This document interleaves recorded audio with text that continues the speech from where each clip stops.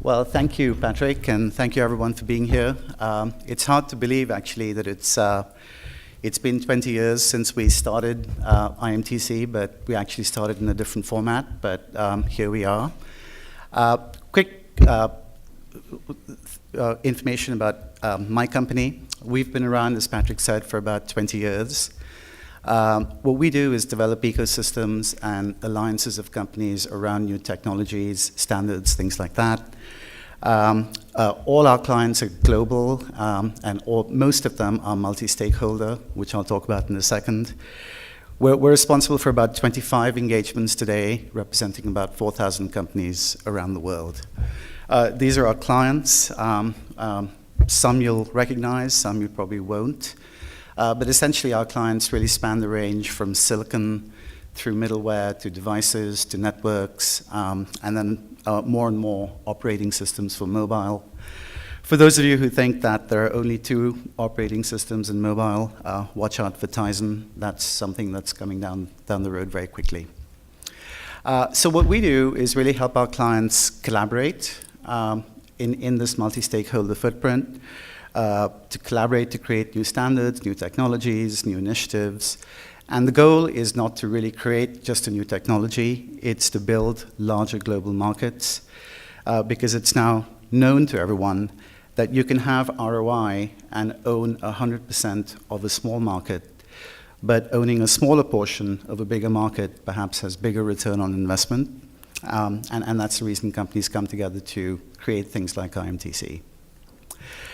You don't know us, but you know perhaps some of our clients and the really solutions, all the way from IMTC in video conferencing through to various other clients who are involved in different technologies, and you can see where those wind up in the marketplace.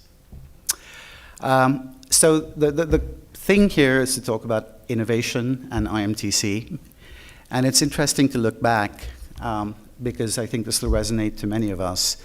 This was actually the state of the art in communications back around when IMTC started. We actually used things like snail mail. We actually used things like fax machines. We actually used things like Western Union. In 1993, technology in particular was things that we now take for really granted hadn't actually come about. It's interesting to note that in 1993, many of the things you see on the right-hand side hadn't really even been conceived, but are now, very much state-of-the-art. And the internet was just about to explode. I think this is a logarithmic scale, so it doesn't really represent how the internet's grown in that time. I don't really need to tell you that because we've all experienced this in the last 20 years. At the same time, teleconferencing, which is what we started with, was really about to experience a paradigm shift. The person on the left there is Bob Gill, who was at the time CEO of a company called Confortec International. Confortec operated an audio teleconferencing service bureau and really developed and sold audio bridges.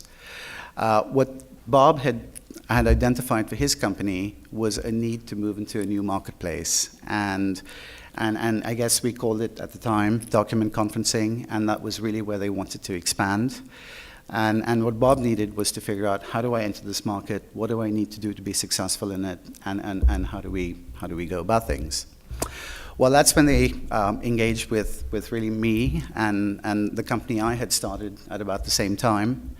The lady on the left is my wife, who happened to be the first database and outreach manager for IMTC. We'll talk about that some other time. But we engaged with Confortec really to help them decide how they were going to enter this new market. So what we did is we ran some focus groups. We did some primary research with really the buyers of telecom equipment. Perhaps some of us will remember that there was actually someone called a telecom manager back in corporations in those days. And we spoke to people who had purchase authority. We got a very positive and enthusiastic response to what they saw with the document conferencing and really audiographic tools we were able to show them. But their key feedback was, don't burn us. And what they meant by that was they were telecom managers who had spent probably $50,000 per conference room buying video conferencing equipment from Picturetel, from Compression Labs at the time, and really had to explain to their CEOs why those two pieces of equipment didn't work with each other. And so their point was, we like what we see, we can really see it helping us collaborate, but unless you can make it based on a standard, don't come talk to us, because I don't have another excuse to offer my CEO. So that was really the key point. And the key point was, well, if you don't have a standard, you don't have a market. We needed multiple stakeholders at the table because no one company could do it all. And going into the discovery, it became very clear that we needed some sort of entity to really manage the gathering of stakeholders and the output of this organization. So with that said, the second thing that happened was this guy, Brian Hinman, who was the founder of Polycom, who we all know. Brian was actually collaborating with Computech on speakerphones and things related to room systems. He got very interested in what we were talking about in terms of moving audio conferencing or teleconferencing and audio graphics forward. And he contributed, as he always does, a lot of resources, a lot of passion to help get us there quickly. That's Brian as he looked when he actually started Polycom over 20 years ago. So with Brian on board, we were able to get some other industry leaders involved very quickly. On the left-hand side, Ruben Gruber, who at that time was the CEO and chairman of Video Server. Ruben, later on, actually made it his mission to try and drink IMTC out of its treasury, but that's also another story. We also had Norm Gaut, who was the CEO of Picturetel at the time, and then Rich Baker. These were all people who looked at what we wanted to do and said, yes, we want to get involved because we see a need to make this market happen, again, in a multi-stakeholder footprint. So then we got other people interested, and you can't probably see this, but on the left-hand side is the press release announcing the formation of CATS, the Consortium for Audiographic Teleconferencing Standards. Not quite 20 years. We launched on the 8th of November, 1993, so we're within the month of that event. We had 16 companies join the table from the 1, 2, or 3 that we started with. Obviously, Computech, Polycom, Picturetel, Video Server. But for those who've been in the teleconferencing business for a while, if you can read some of these names, it's like a walk down memory lane of companies who were active in the conferencing business at that time. So we launched in 1993, but we had one problem, and that's this guy, who's sitting at the table. The problem was really this. Databeam, who was also a pioneer in document conferencing, was not in that initial group. At the time, I think Databeam was thinking, well, perhaps we should form our own little club, because for some reason we're not in this body. Well, that changed. I think back in 1994, Brian, Bob, and I were at, I guess, the first CATS board meeting. We saw that there was the likelihood of fragmentation. We happened to be in the same trade show. And basically, we asked Brian to go find Neil, which he did, running down the aisle of a trade show somewhere, and said, Neil, you need to join. And so there was a lot of talking. The talking happened successfully. And by February 1994, which is really 3 months after we launched, Databeam had joined. That's the press release announcing their joining CATS at the time. And by the way, if you ever wondered where the IMTC logo came from, you can see that we spent lots of time just taking CATS out and putting IMTC in, and that became the first IMTC logo. So when Neil joined, we also agreed that it would be right and proper for Neil to be the first president of the organization. And so that's really where the ignition of the ecosystem started happening. And then once Neil came on board, we were able to consolidate the industry again and become what we now know to be IMTC.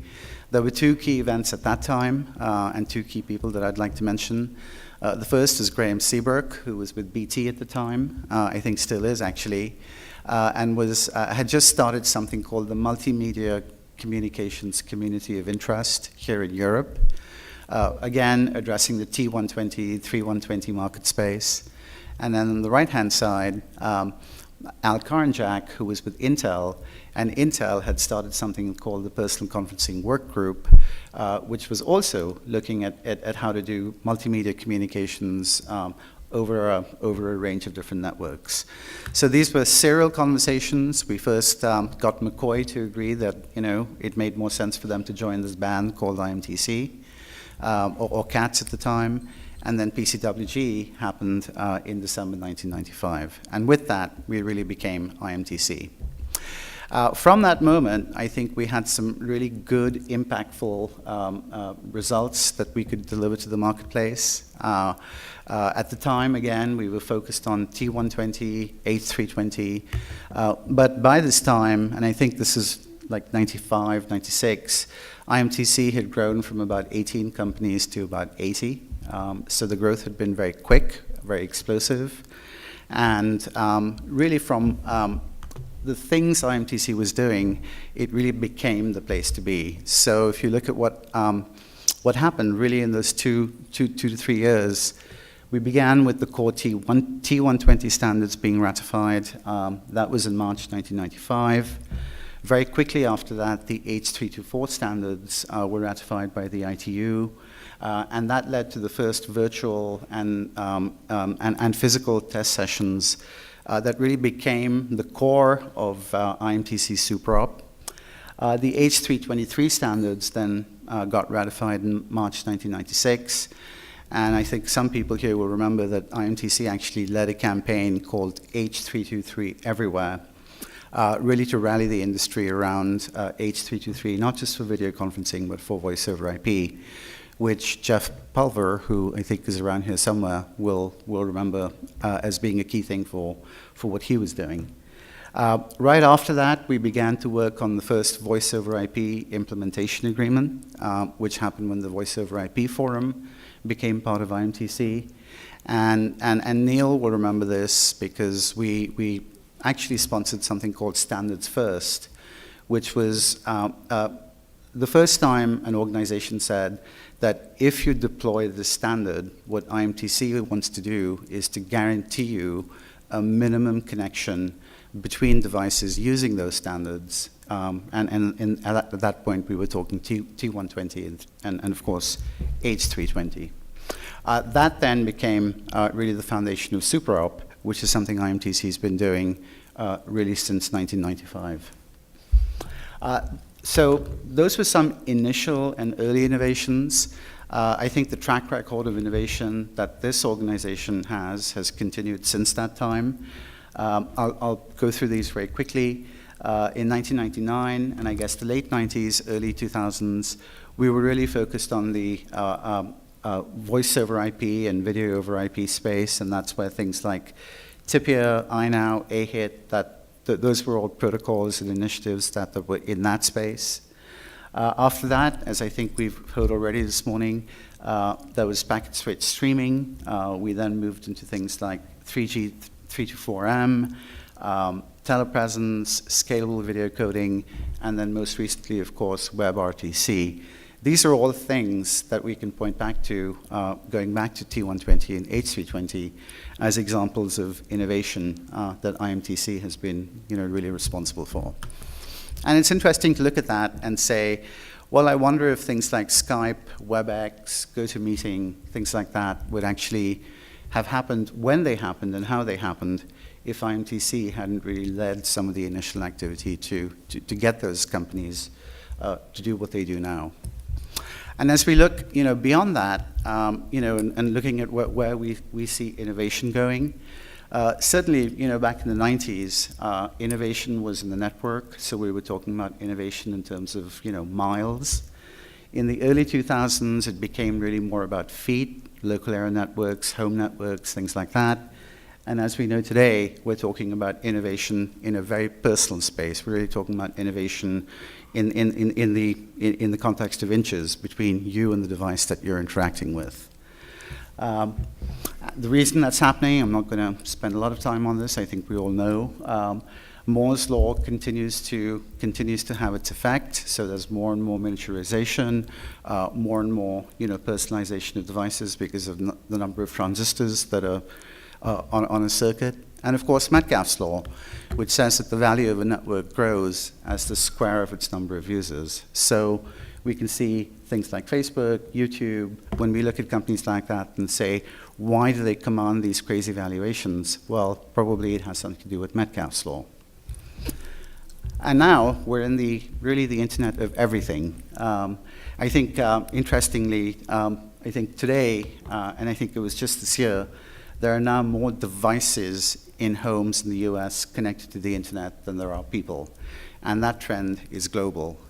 So when we talk about the Internet of everything, we're talking again about people, we're talking about things, we're talking about services.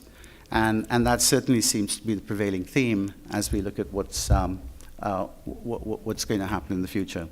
So we can expect billions and billions, really, of connected devices across the tech sector. We can see an increased focus on standards because it levels the playing field for everyone in a market. And again, no one company can do it all. No one company could do it when IMTC started. It's certainly not possible to do that now because of the complexity of the ecosystems we're talking about.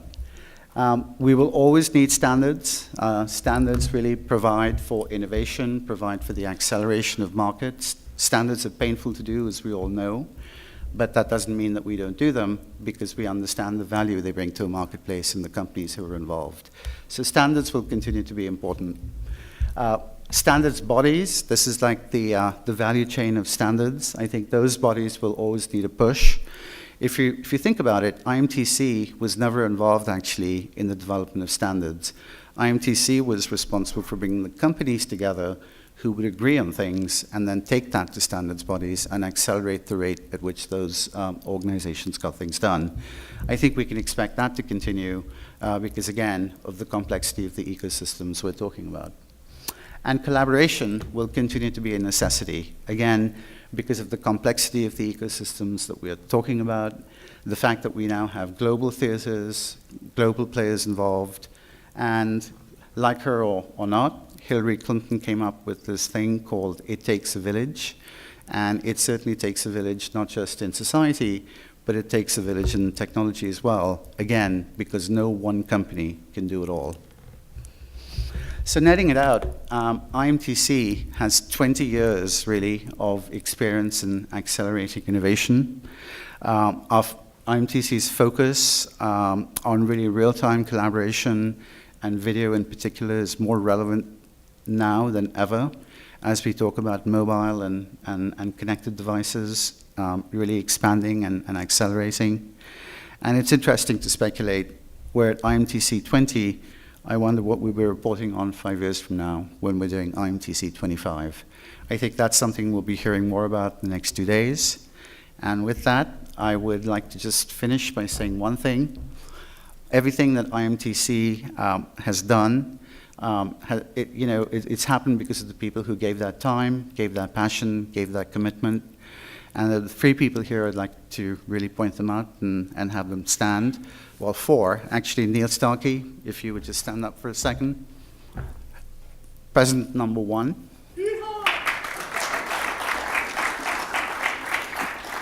We then went to Istvan, President number 2. We then went to Matt Collier, President number 3. Okay, the other way around. And then finally, Anatoly, where are you? President number 4.